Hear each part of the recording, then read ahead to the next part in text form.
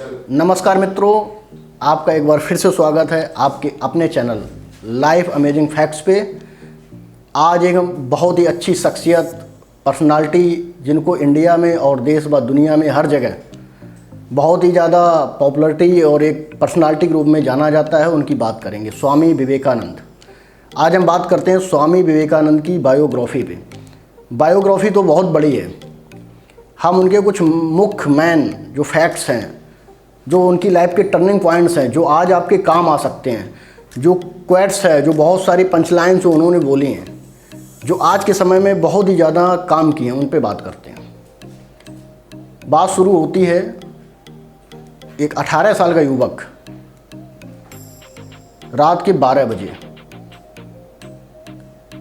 यमुना नदी को पार करके रेत में बैठे हुए एक वृद्ध व्यक्ति को हिलाता है उनका सर, और वो बैठे हैं मेडिटेशन की स्टेज में, ध्यान कर रहे हैं। उनका सिर हिला के पूछता है कि क्या परमात्मा या ईश्वर है?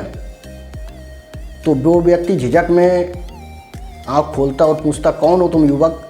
इतना पूछना होता है और वो युवक वापस नदी में कूद जाता है। तो वो व्यक्ति बहुत ही संशय में आते कि आप इतनी तेज़ी से आए, रात के 12 बजे मेरा सर हिलाया और वापस नदी में कूद गए बिना पूरी बात सुने और पूरी बात किए। तो पूछा, युवक क्या हुआ, तुम वापस क्यों कूद गए, कारण क्या है? तो उस युवक ने कहा कि आपकी झिझक ने बता दिया, आपको खुद ही पता नहीं है परमात्मा या ईश्वर का। ये युवक कोई और नहीं, ये स्वामी विवेकानंद ही थे। आप समझ सकते हो, रात के 12 बजे भी कोई व्यक्ति जो 18 साल का है वो इतनी ज़्यादा एक्साइटमेंट में ईश्वर को खोज रहा है, तो आप समझ सकते हो वो किस लेवल के खोजी थे, उनकी क्या स्टेज थी। आप संसार की चीज़ें पाने के लिए भी रात के 12 बजे हो सकता है यमुना नदी पार ना करो, और वो परमात्मा को रात के 12 बजे खोज रहे हैं यमुना नदी पार करके। तो अब एक एक करके शुरू करते हैं। इस तरह के स्वामी विवेकानंद का हमने आपको बताया एक एक्साइटमेंट था परमात्मा को जानने का, पाने का। अब उनके लाइफ के कुछ मैन फैक्ट्स पे आते हैं। कैसे वो एक नरेंद्र नाथ दत्त, जो उनका बचपन का नाम था, जो नामकरण हुआ था, और वहाँ से लाइफ स्टार्ट होने के बाद स्वामी विवेकानंद बने। इस पूरी जर्नी में मुख्य फैक्ट्स क्या हैं, टर्निंग पॉइंट्स क्या हैं, क्या ऐसे चेंज आए, क्या ऐसी घटनाएं घटी जिससे वो स्वामी विवेकानंद बने। उनका नाम जो था वो था नरेंद्र नाथ दत्त, और उनकी जो लाइफ की जर्नी है वो बचपन में बहुत ही नटखट और बहुत ही ज़्यादा उत्पाद मचाने वाले बच्चों में से थे। उनके माता पिता उनको कंट्रोल बहुत मुश्किल से कर पाते थे। ऐसा नहीं था बहुत ही साधारण, बहुत ही सिंपल, बहुत ही ज़्यादा आज्ञाकारी बच्चे हो, नहीं।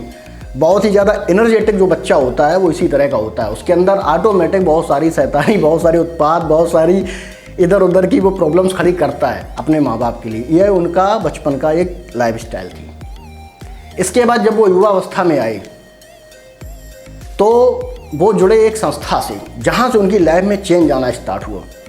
वो संस्था बंगाल में एक फेमस संस्था है जिसको बोलते हैं ब्रह्म समाज, और इसकी स्थापना जो की थी वो राम मोहन राय ने की थी, जिनको आप जानते होंगे। भारत की स्वतंत्रता में बहुत बड़ा योगदान है, हिस्ट्री में बहुत बड़े चेहरा हैं, बहुत सारे उन्होंने और काम किए, समाज सेवा के रूप में जाने जाते हैं। तो राम मोहन राय ने जो संस्था स्टार्ट की थी, जो एक सोसाइटी बनाई थी, उससे विवेकानंद का जुड़ना हुआ। और उस सोसाइटी का जो मुख्य कार्य था वो था भारत में जो कर्मकांड है, जो मूर्ति पूजा होती है, जो फालतू के अंधविश्वास चल रहे थे, उसके खिलाफ या उससे कह लो जागरूक करना। तो विवेकानंद को ये विचारधारा अच्छी लगी और वो नरेंद्र उससे जुड़े। जुड़ने के बाद उनकी जर्नी स्टार्ट होती है। उन्होंने समाज सेवा में अपना काम स्टार्ट कर दिया, और उस समय भारत में अंग्रेज़ों का पूरी तरह से सत्ता थी। तो उनकी विचारधाराएं, उनके मत, उनके पंथ, उनके दर्शन, उनके धर्म यहाँ पे बहुत ही तीव्रता से, बहुत ही ज़्यादा कॉलेजों में, यूनिवर्सिटीज़ में पढ़ाए जाते थे। और विवेकानंद के जो फादर थे मिस्टर विश्वनाथ दत्त, वो भी बहुत ज़्यादा प्रभावित थे इस कल्चर से, जो विदेशी था, जो ईसाई मिशनरियों ने भारत में लाया था। तो विवेकानंद भी अपने पिता के उस कल्चर को धीरे धीरे अडॉप्ट करते हुए पूरी तरह से पाश्चात्य जो सभ्यता थी, जो फॉरेन कल्चर था, उससे वो भी प्रभावित हुए। और धीरे धीरे उनका जो लगाव हिंदू धर्म से था वो धीरे धीरे कम होते होते वो एक नास्तिक बन गए। विवेकानंद कोई आस्तिक नहीं थे। नरेंद्र अपनी उम्र में, युवावस्था में एक नास्तिक व्यक्ति थे। यहाँ से वो जर्नी स्टार्ट हुई। स्टार्ट होते होते बात आगे बढ़ती है तो उनका मिलना और भी कई सारे विद्वानों से होता है, जिनमें केशव चंद्र सेन, जो भी उस समय के भारत के सबसे ज़्यादा प्रसिद्ध चेहरे, प्रसिद्ध व्यक्तित्व और एक ही बहुत बड़े पंडित के रूप में जाने जाते थे, जिन्होंने बहुत सारे अलग अलग दर्शन में ख्याति प्राप्त कर रखी थी, जिसमें चारवाक का दर्शन हो, चाहे मायावाद हो, चाहे वेदांत हो, चाहे उपनिषद हो, चाहे गीता हो, चाहे कोई भी कल्चर्स हो, चाहे बाइबल हो, उनका बहुत ज़्यादा एक पकड़ थी शास्त्रों पे। विवेकानंद उनके पांडित्य से प्रभावित होके उनको फॉलो करते थे। ये इसी तरह सिस्टम चीज़ें चलती रहीं। जब विवेकानंद ने बहुत ज़्यादा ज्ञान प्राप्त किया, किताबों का, इधर उधर से चीज़ों का कलेक्शन किया, तो उनको समझ में आया कि सारा ज्ञान, सारा जो भी पांडित्य है, वो इशारा करता है एक्सपीरियंस पे, अनुभूति पे, अल्टीमेट जो ट्रुथ है उस पे।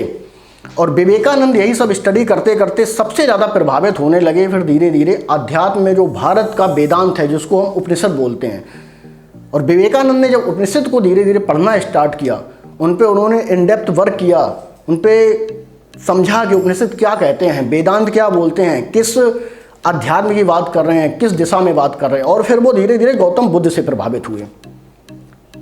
इस जर्नी में उनको समझ में आया कि जो पूरा इशारा है भारत के दर्शन का, उपनिषद का, गौतम बुद्ध का, वो किसी परमात्मा की, किसी अल्टीमेट जो सत्ता है उसकी अनुभूति का है। इस तरह उनकी जर्नी स्टार्ट हुई परमात्मा को जानने के लिए। अभी तक तो वो एक कर्मकांड, एक मानता जो उनको जन्म से मिली थी, जो समाज से मिली थी, जो यूनिवर्सिटी से मिली थी, जो कॉलेज से मिली थी, उस पर चल रहे थे। पर अब उनको समझ में आया कि ये सब उसी तरह है जैसे पानी की कितनी भी चर्चा करो, जब तक पियोगे नहीं तब तक पता नहीं चलेगा पानी क्या है और ना प्यास बुझने वाली। उसी तरह परमात्मा की जितनी भी उन्होंने अब तक चर्चा सुनी थी, अब उनको वो व्यर्थ लगने लगी और उनकी यात्रा शुरू हुई परमात्मा को जानने के लिए। यहाँ से वो बने ईश्वर के खोजी। अभी तक वो एक तटस्थ व्यक्ति थे, नास्तिक व्यक्ति थे और ईश्वर को नकारते थे, क्योंकि उन्होंने अभी तक ना अनुभूति की थी, ना जाना था, ना उनकी कोई जान पहचान थी। इसलिए नकारना ही उन्होंने सही समझा, क्योंकि वो सही बात करते थे। अब इस जर्नी में उन्होंने खोजना शुरू किया। खोजते खोजते बहुत सारे लोग जिनके बारे में उनको पता था कि ईश्वर को जानते हैं, परमात्मा को जानते हैं, उनसे वो संपर्क करने लगे। तो इनमें उस समय एक प्रसिद्ध, बहुत ही ख्याति प्राप्त व्यक्ति जो थे, वो थे नरेंद्र नाथ टैगोर के दादाजी ठाकुर देवेंद्र नाथ। तो जो मैंने आपको कहानी शुरू में बताई थी, विवेकानंद रात के 12 बजे उन्हीं के पास गए, उन्हीं की गर्दन हिलाई थी। इस तरह ये प्रक्रिया चलती रही। चलते चलते उनका मिलना किसी वजह से, किसी तरीके से रामकृष्ण परमहंस से हुआ, और वो वहाँ भी उसी बात को लेके पहुँचे कि क्या ईश्वर है, क्या परमात्मा जैसी कोई सत्ता है। और विवेकानंद की एक आदत थी, उन्होंने दर्शन पे बहुत ज़्यादा स्टडी की थी, अलग अलग शास्त्रों का अध्ययन किया था, तो वो हर चीज़ जब सत्य की कसौटी पे कस लेते थे तभी मानते थे, उससे पहले नहीं था। मूर्ख नहीं बना सकता था, उनको कोई गुमराह नहीं कर सकता कि नहीं हाँ ईश्वर है, ऐसा होता वैसा होता, कुछ नहीं। तो अगर कोई उनसे कहता था हाँ ईश्वर है, तो वो सीधे कहते थे मुझे मिलाओ, मुझे अनुभूति कराओ, तभी मानूंगा। तो जब ये बात रामकृष्ण परमहंस से उन्होंने उठाई कि मैंने सुना है आपने ईश्वर की अनुभूति कर ली है, आप काली के उपासक हैं, अब थोड़ा रामकृष्ण परमहंस को समझना पड़ेगा, नहीं तो फिर विवेकानंद आधे समझ में आएंगे। रामकृष्ण परमहंस उसी तरह की पर्सनालिटी हैं, उसी तरह के व्यक्तित्व हैं जैसे कभी कोई बुद्ध, जिस तरह के कबीर, या ऐसा कोई भी व्यक्ति जिसने सेल्फ अंडरस्टैंडिंग की है, जिसने सेल्फ ऑब्जर्वेशन किया है, जिसने स्वयं को जाना है, जिसने सत्य की अनुभूति की है, उस पर्सनालिटी में आप रख सकते हो। वो वही व्यक्ति हैं जिन्होंने परमात्मा की अनुभूति की थी, और वो समाधि में 4-4, 6-6 घंटे चले जाते थे। और रामकृष्ण परमहंस की जर्नी कैसे स्टार्ट हुई, दक्षेश्वर का जो काली का मंदिर है उसमें वो पुजारी थे, और उनकी एक आदत थी कि जो भी प्रसाद आता था, चाहे वो पेड़े हो, लड्डू हो, बर्फी हो, कुछ भी, तो पहले वो खुद खाते थे फिर काली को खिलाते थे। पहले खुद खाना फिर काली को खिलाना। तो जो मंदिर था वो उस समय वहाँ के जो राजा थे उनका था, और राजा को ये बात पता चली कि ये तो पागल टाइप का व्यक्ति है, पुजारी जो हमने रखा हुआ है, ये पहले खुद खा लेता है फिर काली को खिलाता है, पहले खुद खाएगा फिर काली को, तो ये तो बहुत अनर्थ हो रहा है हमारे यहाँ, ये तो पूजा ही गलत कर रहा है, इसको तो भगाना पड़ेगा। तो उस राजा ने अपने लोगों को भेजा और कहा जरा पता करो कि ये सच्चाई है जो मेरे पास बात आई। तो उन्होंने न्यूज़ दी कि बात तो सही है। ये ऐसे ही करता है। तो उन लोगों ने रामकृष्ण परमहंस को मंदिर से निकाल दिया। अब ये घटना बिल्कुल सही है, क्योंकि बहुत सारे विद्वानों ने और कई किताबों में इसका उल्लेख है, केशव चंद्र सेन ने भी किया, कि अगले दिन जब वो प्रसाद चढ़ाने के लिए दूसरा पुजारी आया तो वो सारे जो पेड़े वगैरह थे वो सब मिट्टी हो गए, वो प्रसाद ही मिट्टी हो गया। तो रामकृष्ण परमहंस को ढूंढा गया तो पता चला वो एक बजरे में बैठे हैं और बिल्कुल आंखें बंद किए दूसरी दुनिया में हैं। तो फिर उनको लाया गया। वो ज़्यादा मतलब नहीं रखते थे, कहीं भी ले आओ कहीं भी छोड़ दो, कुछ भी करो, ज़्यादा बाहर लोगों से बातचीत नहीं करते थे। तो फिर वो अपनी समाधि से निकले तो उनसे पूछा गया आप ऐसा क्यों करते हो, पहले खुद खा लेते हो फिर काली को खिलाते हो, थोड़ा पूजा सही करो, विधि से करो।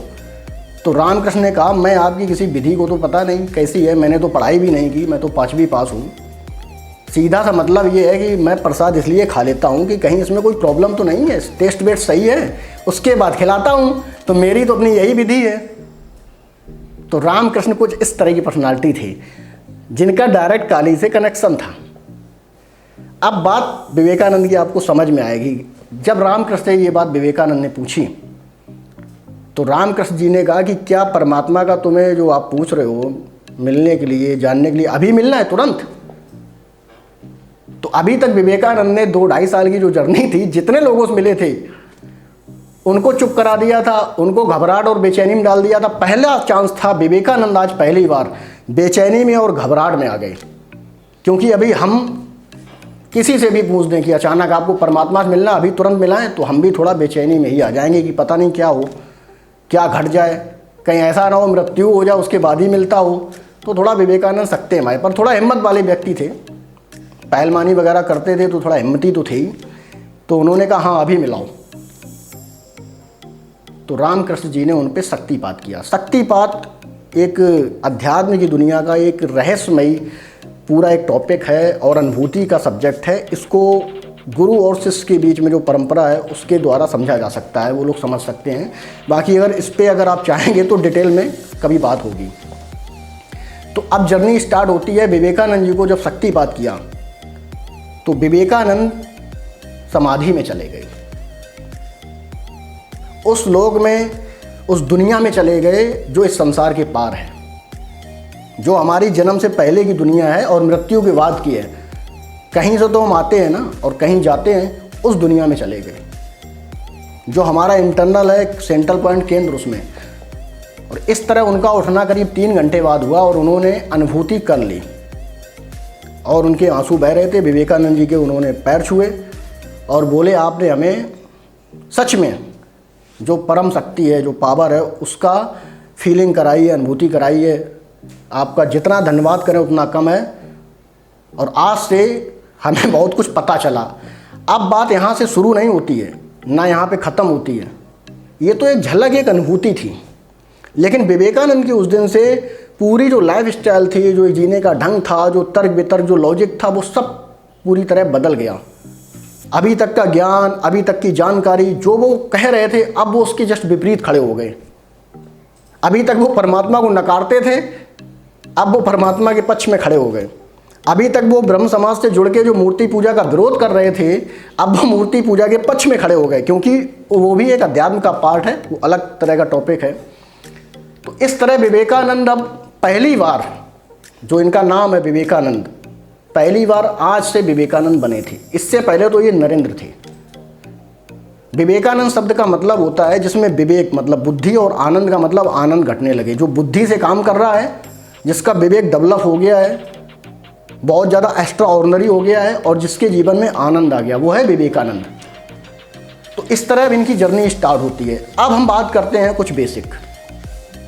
साधारणतया हम भारत में अपने यहाँ विवेकानंद को क्यों जानते हैं, कैसे जानते हैं?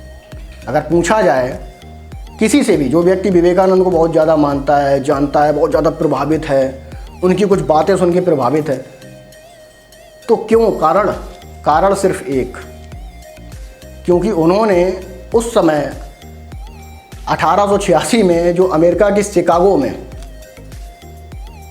जो एक धर्म सभा में जो सर्वधर्म सम्मेलन था, उसमें जो एक भाषण दिया और उसकी चर्चा वहाँ के द वाशिंगटन अखबार, उस समय के न्यूज़ चैनल्स, उनमें जब जोर शोर से हुई और जब वहाँ से भारत का एक नाम पूरी दुनिया में जाना गया, यहाँ का अध्यात्म, यहाँ का कोई आध्यात्मिक व्यक्ति, तो भारत में बहुत बड़ा नाम हो गया कि विवेकानंद जैसा कोई यहाँ का संत है जिसने बहुत बड़ा काम कर दिया अमेरिका में।